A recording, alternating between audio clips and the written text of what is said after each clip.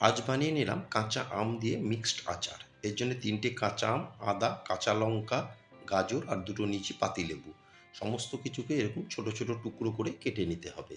আর এখানে মশলার মধ্যে গোটা ধনে, গোটা মৌরি, রাঁধুনি, কালো জিরে, শুকনো লঙ্কা, মেথি, গোটা জিরে আর নিয়েছি জোয়ান। সমস্ত মশলাগুলোকে এভাবে ড্রাই রোস্ট করে নিচ্ছি হালকা ফ্লেমে। দিয়ে এবার ঠান্ডা করে মশলাগুলোকে একটা ডাস্ট বানিয়ে নেব। একদম মিহি ডাস্ট হবে না কিন্তু, আচারের মশলাটা একটু দরদরাসাই হয়। আর এখানে একটা ফ্রাই প্যানে সর্ষের তেলকে হাই ফ্লেমে গরম করে এখন কেটে রাখা সমস্ত কিছুকে দিয়ে ৪ থেকে ৫ মিনিট হাই ফ্লেমে ফ্রাই করে নিয়েছি। এখন গ্যাসের ফ্লেম অফ করে আমি আচারের মশলাটা আর দিয়ে দিচ্ছি ৪ থেকে ৫ টেবিল চামচ কাশ্মীরি লাল লঙ্কার গুঁড়ো। দিয়ে আরও ১ থেকে ১.৫ মিনিট রান্না করে দিয়ে দিলাম এখানে পরিমাণ মতো নুন আর চিনি। দিয়ে আরও ১ থেকে ২ মিনিট রান্না করে নিলে তৈরি হয়ে গেল মিক্সড আচার।